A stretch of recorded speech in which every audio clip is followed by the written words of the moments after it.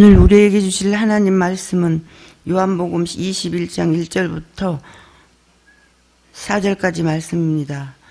그 후에 예수께서 디베랴 호수에서 또 제자들에게 자기를 나타내셨으니 나타내신 일은 이러하니라. 시몬 베드로와 디두모라 하는 도마와 갈릴리 가나 사람 나다나엘과 세베대의 아들들과 또 다른 제자 둘이 함께 있더니 시몬 베드로가 나는 물고기 잡으러 가노라 하니 그들이 우리도 함께 가겠다 하고 나가서 배에 올랐으나 그날 밤에 아무것도 잡지 못하였더니 날이 새어 갈 때 예수께서 바닷가에 서셨으나 제자들이 예수이신 줄 알지 못하는지라. 아멘. 자, 오늘 읽은 본문은 그 후에 예수께서 디베랴 호수에서 또 자기를 제자들에게 나타나신 그 사건이 기록되어 있습니다. 자, 이 내용을 전반적으로 이해하려면은 그 후에라는 이 표현에서부터 제대로 시작을 해야만 합니다. 그럼 그 이전에 어떤 일이 있었다라는 얘기예요. 자, 예수님께서 또 제자들에게 모습을 나타내셨기 때문에 그 전에 어떻게 나타내셨는지에 관해서 살펴봐야만 합니다. 자, 요한복음으로만 이제 범위를 한정하겠습니다. 그러면 예수님은 처음에 부활하신 뒤에 막달라 마리아에게 모습을 나타내셨죠. 그리고 같은 날 저녁에 제자들에게 모습을 보이셨습니다. 그리고 여드레 후에 다시 제자들이 모인 곳에 모습을 나타내셨죠. 자, 그런 이제 그 후에 일어난 일입니다. 자, 그때 막달라 마리아에게 제자들에게 두 번에 걸쳐서 나타나셨을 때 배경은 예루살렘입니다. 근데 이번에는 디베랴 호수예요. 디베랴 호수는 우리에게는 갈릴리 호수 혹은 갈릴리 바다로 더 잘 알려진 곳이죠. 자, 그곳에서 예수님이 또 제자들에게 모습을 나타내셨다는 거예요. 그 말은 예루살렘에 있었던 제자들이 더 이상 예루살렘에 있지 않고 이 본문이 시작되는 그 즈음에는 디베랴 호수가에 있었다는 얘기입니다. 왜 그들은 디베랴 호수로 가야만 했을까요? 자, 예수님이 또 자기 모습을 나타내셨다는 것은 계속해서 제자들과 함께 하셨다는 의미가 아닌 것이죠. 그러니까 전혀 예고 없이 모습을 감추셨다가 다시 나타나셨다, 뭐 이런 의미인 거예요. 그래서 제자들에게 두 번째 나타나셨을 때, 그러니까 처음 나타나시고 여드레 후에 나타나셨을 때도 마찬가지죠. 제자들은 정확히 그때 그 장소에 예수님이 나타나실 거라고 아무도 예상하지 못했습니다. 그러니까 제자들 입장에서는 아마 그 이후에 또 한동안 예수님이 모습을 감추시고 난 뒤에 언제 또 예수님이 오실지는 정확히 모르고 있는 상황이었을 거예요. 자, 그렇다면 예수님이 또 다시 나타나신다고 하셨을 때 그 예수님을 만날 수 있는 가장 확률이 높은 지역은 어디여야만 할까요? 일단은 예루살렘이어야 하지 않겠습니까? 제자들이 예루살렘에 있는 동안에 요한복음 기준으로 마리아에게 또 제자들에게 두 번에 걸쳐서 이게 세 번에 걸쳐서 예수님이 모습을 나타내셨잖아요. 그렇다면 그들은 예루살렘에 머물러 있는 게 조금 더 나아 보입니다. 근데 디베랴로 갔어요. 갈릴리로 갑니다. 우선은 그 가장 중요한 원인은 그들이 말씀을 쫓아서 갔다라는 거예요. 마가복음 14장 28절 말씀을 보면 예수님이 이제 앞서서 이제 제자들이 자기에 대해서 부인하실 것, 배신할 것에 대해 말씀하시고 이제 고난받으시고 죽임을 당하실 것에 대해서 이렇게 암시를 하신 다음에 내가 살아난 후에 너희보다 앞서 갈릴리로 갈 것이다 라고 말씀하셨어요. 그리고 실제 예수님이 부활하시고 난 뒤에 아직 그 사실을 모르고 예수님의 시신을 있는 그 무덤가를 찾았던 여인들에게 천사가 나타나서 예수님이 하신 그 말씀을 상기시킵니다. 제자들에게 가서 전해라. 이전에 예수님이 제자들보다 앞서 갈릴리로 가신다고 하셨던 것처럼 그곳에서 제자들을 만날 것이니까 제자들도 그곳으로 가라고 전해라 라고 말합니다. 이런 배경을 감안하면 제자들이 예수님이 예루살렘에서 이제 부활하시고 난 뒤에 모습을 몇 차례 나타내셨지만 더 이상 모습을 나타내지 않으셨을 때 그들은 아마 직감했을 거예요. 아, 우리보다 앞서 갈릴리로 가신다고 했으니까 갈릴리로 가서 예수님을 만나야겠다. 간 겁니다. 이렇게 생각하면 왜 그들이 예루살렘에 있지 않고 디베랴 호숫가에 있었는지는 알 수가 있어요. 그래도 여전히 우리에게는 의문점 하나가 남습니다. 범위를 사도행전 1장까지로 한번 넓혀볼까요? 예수님이 승천하시기 전에 제자들에게 마지막으로 주신 그 지상 명령이 무엇이죠?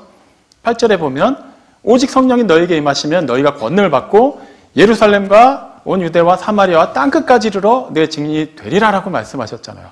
출발점이 어디입니까? 예루살렘입니다.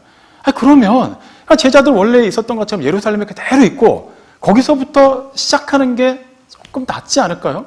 굳이 다시 디베라 호수까지 갔다가 다시 예루살렘으로 내려와서 그렇게 동서를 좀 복잡하게 꼴 필요가 없었다라는 거예요. 하지만 이 지점에서 우리는 제자들의 영적인 상태를 확인할 필요가 있습니다. 자, 불과 며칠 사이에 어떤 일이 있었죠? 예수님과 이렇게 유월절 만찬 자리를 가질 때만 해도 그들은 처음에 그 자리가 최후의 만찬이 될 거라고 생각하지 못했죠. 근데 만찬이 끝나고 나자 예수님이 말씀을 전하시는데 그 말씀이 구별 설교입니다. 그때부터 제자들이 심각해지기 시작했죠.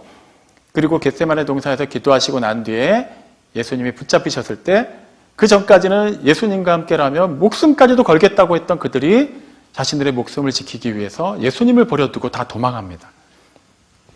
그 예수님이 십자가에 달려 돌아가시는 그 현장에 요한 말고는 아무도 오지 않았어요. 두려웠던 거예요.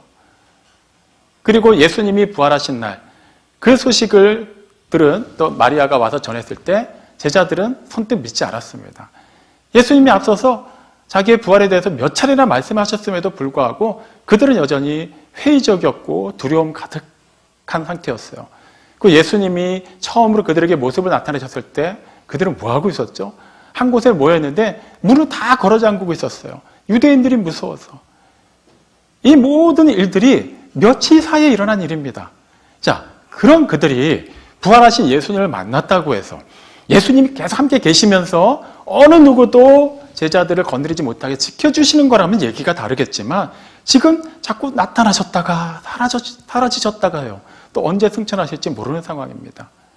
자, 그런 상황에서 예루살렘에서 버티고 있으면서 하나님 나라 복음을 전하거나 예수님의 부활 소식을 전하는 것은 보통 상황에서는 할 수가 없습니다. 지금 예수님 분명히 부활하셨고 시신이 사라졌지만 그 소문이 나는 것을 막기 위해서 이미 대제사장들, 율법주의자들이 수를 썼죠. 무덤문을 지키고 있었던 군인들에게 뇌물을 먹였어요. 야, 잠깐 너희가 한눈 파는 사이에 제자들이 와서 몰래 시신을 훔쳐갔다고 전해라. 아마 그 소문이 많이 퍼져 있을 겁니다. 그 상황에서 정면으로 그것을 뚫고 나가서 아니다, 예수님이 부활하셨다라고 전하기에는 예수님이 계속 계시면 상관이 없는데 그렇지가 않더라는 거예요. 제자들 마음속에 아직도 두려움이 남아 있습니다. 그리고 사람들에게 그들이 그 며칠 사이에 비춰졌던 모습은 비겁하고 진리를 말했던 그들이 그것이 허구라고 증명한 것과 다름없이 정말 초라한 모습을 보이는 자들이었어요. 과연 사람들이 그들의 말을 들을까요?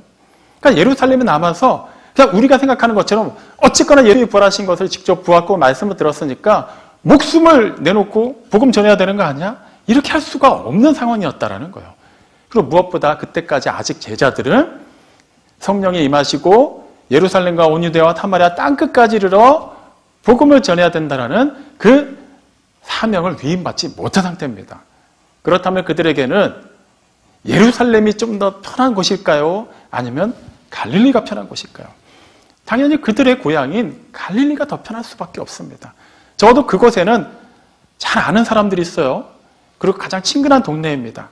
자신들에 대해서 예루살렘에서만큼은 사람들이 반대하지 않는 그런 분위기가 조성되어 있는 곳이에요. 우리한테는 예루살렘이 성경 진명 중에 가장 유명하죠. 하지만 제자들 입장에서는 그냥 태어나면서부터 예수님을 따라다니는 그 한동안까지도 갈릴리를 벗어난 일이 거의 없었어요. 그들에게 가장 친숙한 곳이 그곳입니다. 그러니까 그곳으로 간 거예요. 물론 예수님의 말씀을 따라서 간 겁니다.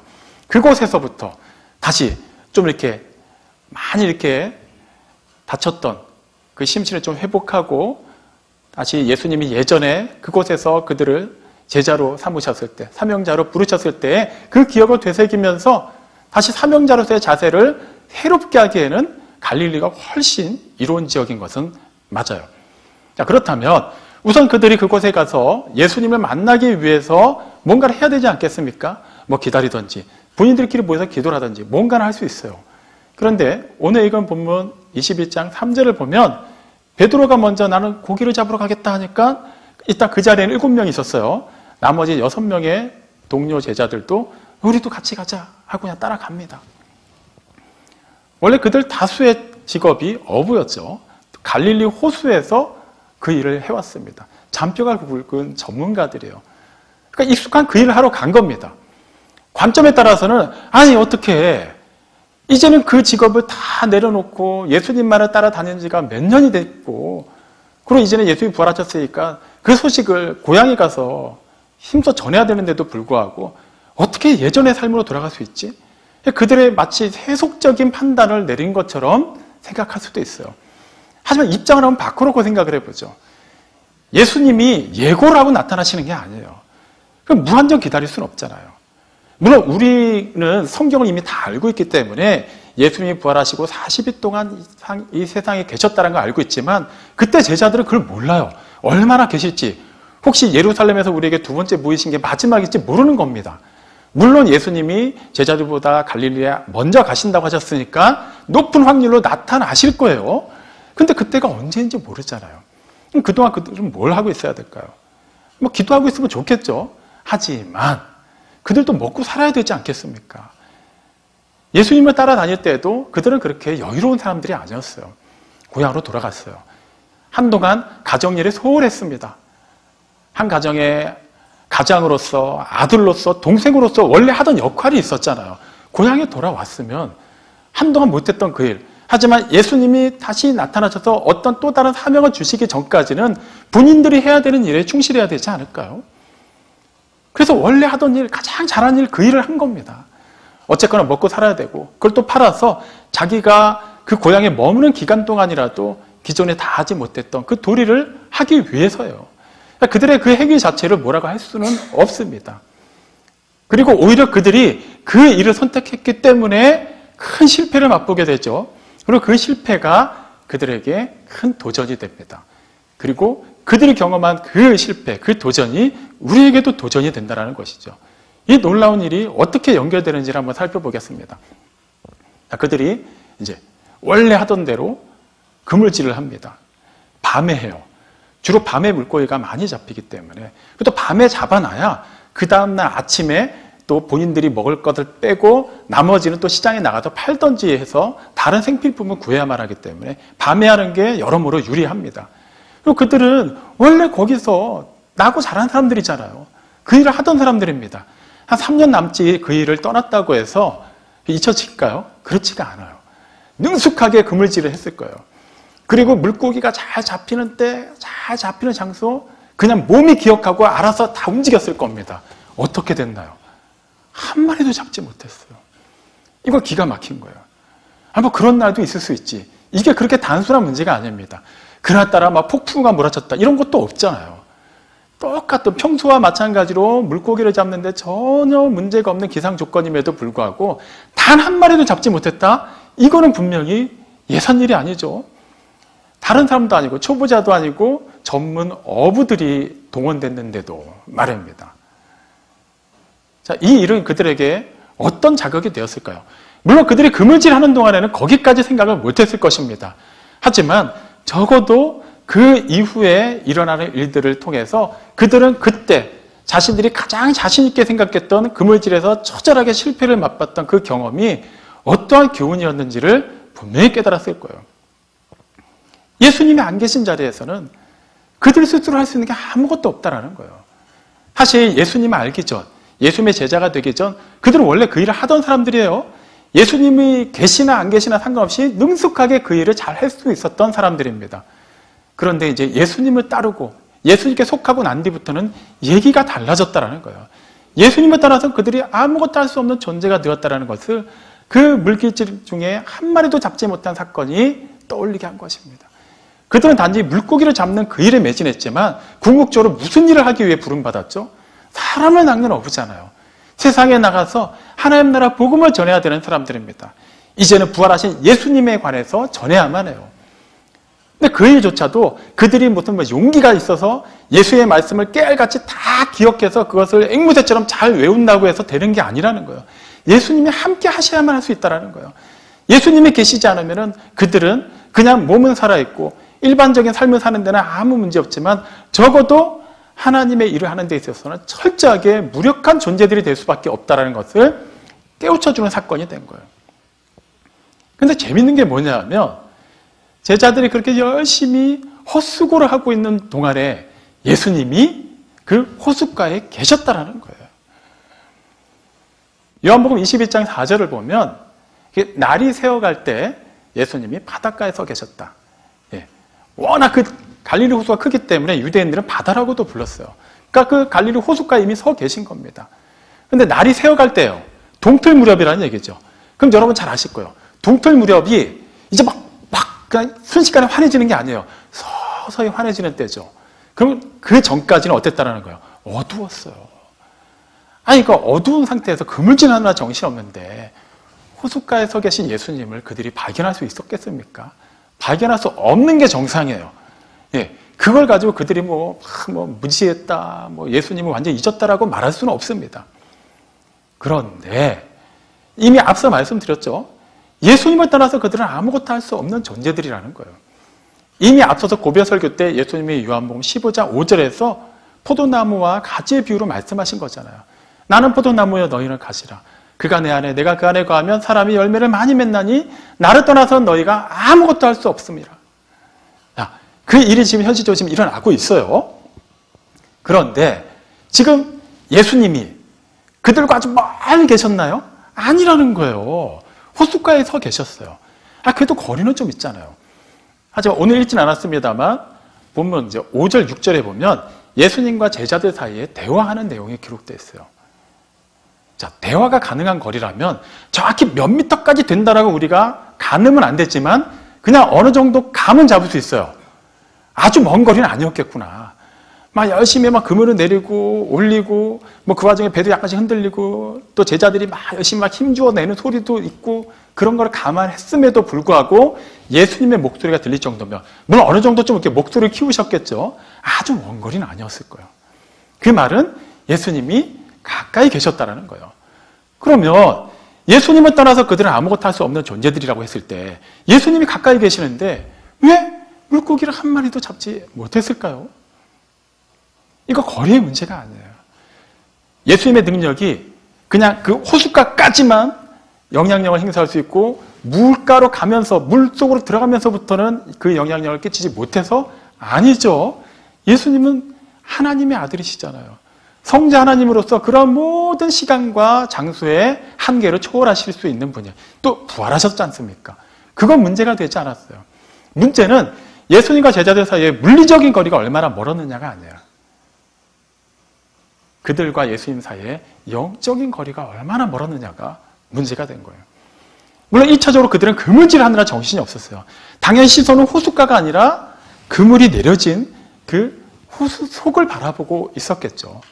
하지만 예수님이 물고기가 많이 잡혔느냐라고 묻고 한 마디 못 잡았다고 이렇게 답변을 하면서 그 과정 가운데 대화를 했습니다. 무슨 말이에요? 정확히 예수님이 보이지 않고 형체만 보였다 할지라도 음성을 정확히 들은 거예요. 그쯤에서 알아챘어야 되지 않나요? 그런데도 그들은 그분이 예수님이라는 거 그 순간까지는 못 알아봅니다.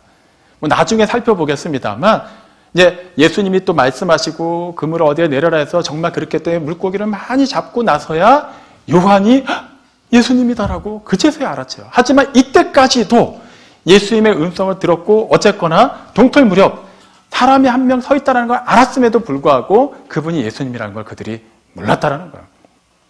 이게 핵심입니다. 예수님이 가까이 계시냐 멀리 계시느냐는 사실 중요하지 않아요. 무엇보다도 예수님은 그때는 물론 아직은 또 부활하신 상태에서 인간의 몸도 지니고 계셨지만 이미 부활하신 존재로서 어느 정도 초월성을 갖고 계셨어요. 한계를 다 초월하는 그런 상태에 계셨다는 겁니다. 그 말은 예수님이 좀 거리를 두고 계신다고 해서 그분을 못 알아볼 수가 없다는 거예요. 이미 예수님은 자기를 계시하고 계시는 거예요. 근데 제자들의 마음이 예수님에게서 떠나 있는 거예요.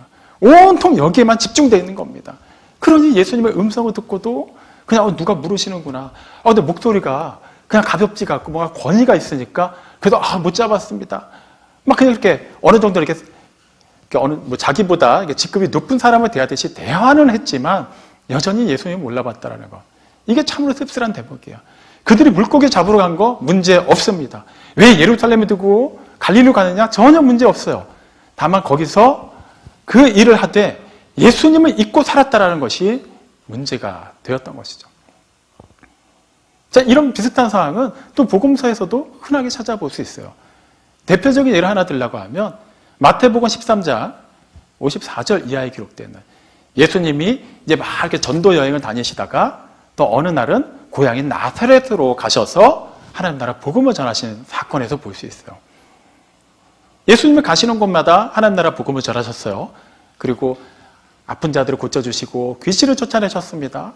그리고 그분이 행하신 그 모든 이적은 예수님이야말로 하나님의 아들 그리스도이심을 나타내기 위함이었어요. 사람들에게 뭘 자랑하기 위해서, 사람들이 하도 예수님의 말을 듣지 않으니까 뭔가 좀 쇼킹한 것을 보여줘가지고 그들의 관심을 사기 위해서 절대 아니라는 거예요. 애초에 예수님이 공적인 사역을 시작하시기 전에 40일 동안 금식하시고 나서 광야에 가셔서 또 마귀에게 시험을 받으신 내용 기억하시죠? 그때 마귀가 뭘 갖고 시험합니까? 아, 지금 배고프지 않느냐? 이 돌들을 변화해서 빵이 되게 해봐라. 할 수 있지 않느냐? 그 성전 꼭대기로 데리고 올라갑니다. 여기서 한번 뛰어내려봐라. 하나님께서 천사들을 동원해서 당신은 절대 다치지 않게 부활할 것이다. 할 수 있잖아요. 하나님의 아들이신데 그거 못 하시겠습니까? 근데 예수님 왜 안 하시죠? 확 그냥 그거보다 더 큰 일을 하셔서 마귀의 콧대를 그냥 확 눌러주셔도 되는데 그렇게 하지 않으세요. 그 순간만큼 마귀에게 힘이 딸려서 그런 걸까요? 아닙니다.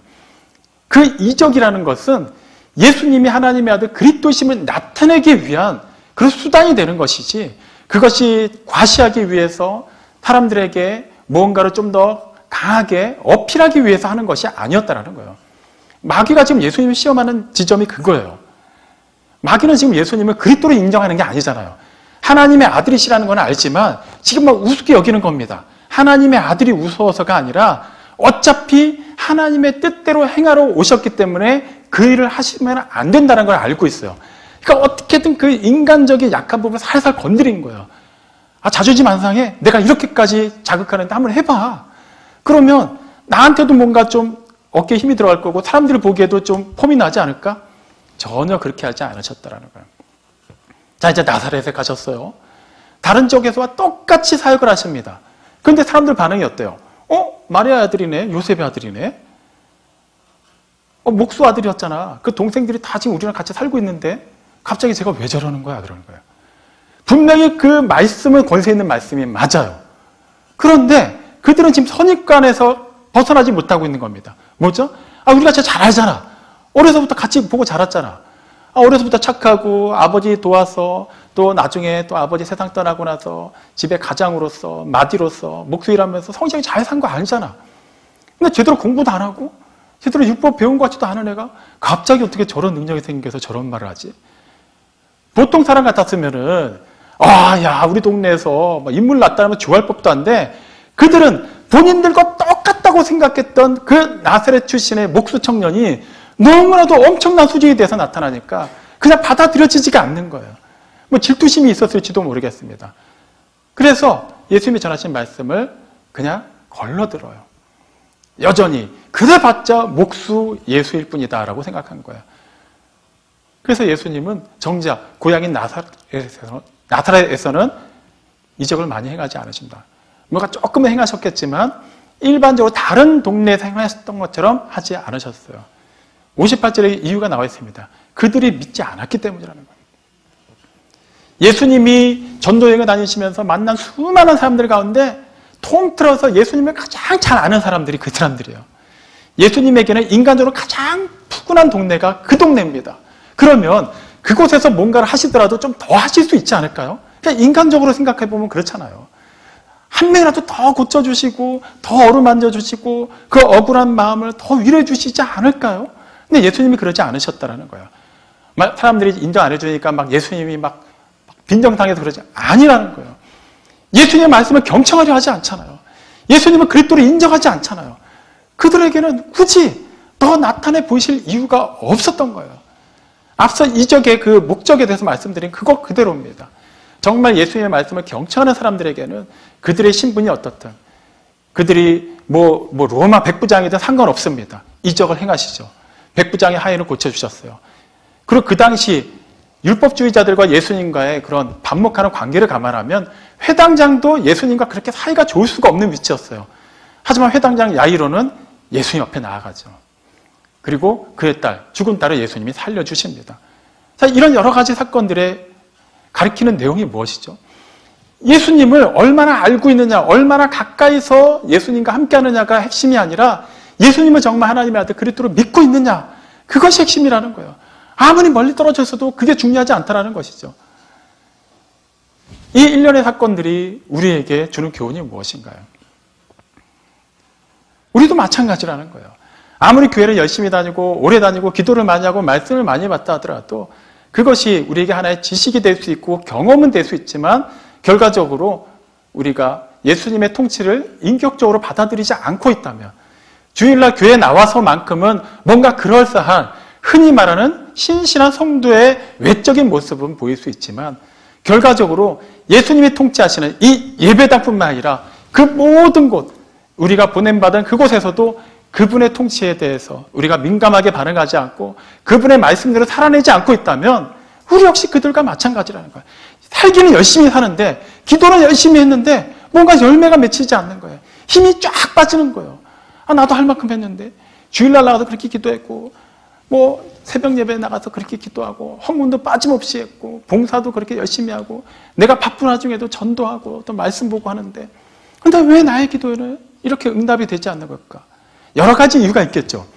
하지만 우리는 오늘 본문을 통해서 그 부분을 한번 살펴볼 필요가 있다는 거예요. 정말 우리가 외적으로 예수님을 많이 알고 있다. 우리의 시선이 예수님을 향한다라고 말하기 이전에 정말 우리의 통전적인 전인격이 예수님께로 향하고 있냐라는 거예요. 예수님이 사역하시는 동안에 제자들을 제외하면 아마도 동일 인물들 가운데서 예수님의 말씀을 가장 많이 들은 사람들은 이름은 알 수 없지만 일단의 무리들, 바로 바리새인들과 서기관들이었을 거예요. 그들 모두가 총동원돼서 따라다니지는 않았을 겁니다만 일정 또 이렇게 조를 이루어서 그들이 예수님에 따라다니죠. 왜 그랬죠? 예수님 말씀 듣고 은혜를 받기 위해서인가요? 그 이적을 경험하고 본인들도 회심하기 위해서인가요? 아니요. 예수의 말씀에서 어떤 꼬투리라도 잡아서 논쟁을 벌이고 또 예수님이 사람들에게 영향 끼치는 것을 어떻게든 사전에 차단하기 위해서 결과적으로 예수님을 죽일 만한 어떤 확실한 증거를 잡기 위해서 끈질기게 따라다니잖아요. 예수님이 그렇게 놀라운 말씀을 전하시고 그렇게 많은 이적을 행하시는 그 현장에서도 그들은 예수님을 째려보고 있었을 뿐이지 결코 회심하지 않습니다. 물론 그 중에는 기록되지 않았을 뿐이지만 나중에라도 회심하는 사람들도 있었을 거예요. 하지만 적어도 복음서에 기록된 대로라면 대부분의 그들의 입장은 예수님 곁에 있었지만 예수님을 받아들이지 않습니다. 당연히 은혜를 못 받죠. 똑같은 예배당에 나와 있어요. 똑같은 설교를 해요. 그런데 설교를 듣는 사람들이 받아들이는 게 다 다릅니다. 물론 그거는 개인의 호불호라는 게 있을 수도 있어요. 신앙 수준 차이도 있고요. 또 말씀을 해석하는 본인들만의 또 그런 기준이 다 있습니다. 하지만 무엇보다도 내가 이 말씀을 통해서 하나님께서 나에게 무엇을 주시고자 하는가에 대해서 집중하지 않고 어디 한번 들어보자라고 마음을 먹고 듣기 시작하면 똑같은 말씀이 선포되는 그 현장에서도 누군가는 은혜를 받는데 나는 은혜를 못 받을 수 있어요. 얼마나 비참한 현상입니까? 예수님이 바로 지척에 계시는데도 예수님은 보지를 못해요. 음성을 듣고도 깨닫지 못해요. 헛수고만 계속하고 있는 거예요. 우리도 그럴 수 있다는 거예요. 우리도 그래 오지 않았냐라는 겁니다. 앞으로도 그럴 수 있다는 거예요. 꼭 어딜 가야만 예수님이 계신가요? 아니잖아요. 예수님이 이미 초월적으로 모든 것 가운데 좌정하시고 다스리시는 하나님이십니다. 그리고 우리 안에 내주에 계시는 분이에요. 우리가 꼭 어딜 가야만 만날 수 있는 분이 아니라는 거예요. 제자들이 예루살렘에 있든 갈릴리로 갔든 그게 사실 중요한 게 아니었어요. 정말 어디에 있든지 간에 예수님을 의식하고 예수의 말씀을 기억하고 그 말씀에 이끌려서 살고 있느냐가 중요했던 것이죠. 오늘 이 본문을 통해서 우리가 그걸 살펴볼 필요가 있어요. 예수님이 계시지만 예수님을 알아보지 못하는, 물론 짧은 한순간에 에피소드로 끝날 수 있는 이 일이 우리에게는 계속해서 지속되고 있지는 않은지 살펴볼 필요가 있다는 겁니다. 예수님 분명히 계속해서 말씀하고 계세요. 또 성령으로 내주에 계시면서 끊임없이 우리 안에 감동을 주시고 깨우침을 주십니다. 근데 여러분은 어떻게 받아들이고 계신가요? 내가 정한 그 기준 안에 정확하게 예수님이 맞아떨어지지 않으면 그거는 그냥 다 틀렸다라고 함부로 판단하고 계시지 않습니까? 아니면 그 틀을 도저히 예수님을 감당할 수 없는 틀인데도 불구하고 억지로 거기다가 예수님을 우겨 넣어놓고 그걸 다 잘라놓고 있지는 않나요? 그러지 마시라는 거예요. 예수님이 정말 내 안에 계신다는 거 알면 왜 엉뚱한 데 가서 허공에다 손을 휘저으면서 내 손을 잡아달라고 해야 되는 거죠? 한번 기도 제목들 한번 살펴보시기 바랍니다. 어떤가요? 물론 다양한 내용들이 있어요. 하지만 그 내용들을 종합하면은 이렇게 요약이 됩니다. 지금 나 좀 도와주세요. 지금 이곳에 임해주세요라는 거 아닌가요? 내가 봤을 때 지금이 하나님이 역사하셔야 될 가장 최적의 순간인데 뭐하고 계시는지 모르겠어요. 나는 이렇게 힘들게 근무질을 하고 있는데 왜 물고기 한 마리 잡히지 못하게 하시는지. 나도 먹고 살아야겠고 오랜만에 고향에 와서 좀 이렇게 예전에 했던 일도 좀 이렇게 하면서 가정에 좀 도움이 돼야 되는데 어떻게 나를 이렇게 초라하게 만드실까? 아니라는 거예요. 예수님은 계시다라는 겁니다. 문제가 뭐죠? 우리가 엉뚱한 데 손을 내밀고 내 손 좀 잡아주세요 하고 있더라는 거예요. 예수님 바로 옆에 계시는데 그분의 손을 잡으면 되는데 우리가 예수님 쪽을 보지 않고 있으니까 바로 옆에 계셔도 반대로 보면 예수님 보기 위해서 우리는 지구를 한 바퀴 돌아와야만 되는 거예요. 이 말도 안 되는 일이 우리한테서도 얼마든지 일어날 수 있다는 거예요. 사랑하는 성도 여러분, 이제는 엉뚱한 데 손을 내밀지 마십시오. 예수님이 지금 우리 함께 하고 계시지 않습니까? 예수님 편에 우리는 이미 서 있는 겁니다. 그렇기 때문에 내 편에 서달라고 떼쓰지 마십시오. 이제는 예수님 편의 선자답게 예수님께 손을 내밀고 그분의 손을 잡으시기 바랍니다. 왜 예수님이 문을 두드리고 계시는데 팔짱 끼고 집안에서 내가 원하는 모양으로 나타나시지 않는다고 해서 예수님은 문전박대해야만 하죠. 이젠 그러지 마시라는 거예요. 문을 여십시오. 예수님 받아들이십시오. 더 이상 팔짱 끼고서 엄한 데 쳐다보지 마시고 그냥 곁에 계신 예수님께 손을 내미십시오. 그러면 이제 그 다음부터 예수님이 이끄실 겁니다. 쉽지 않을 거예요. 두려운 일도 많을 겁니다. 어렵죠? 그래도 따라가십시오. 그래도 견디고 참아내시기 바랍니다. 하나님께서 의도하신 그 최종 목적지로 우리를 이끄실 것이기 때문입니다. 그리고 우리는 결국 하나님께서 우리를 위해 예비하시고 이루실 크고 비밀한 일을 보게 될 것입니다. 아멘.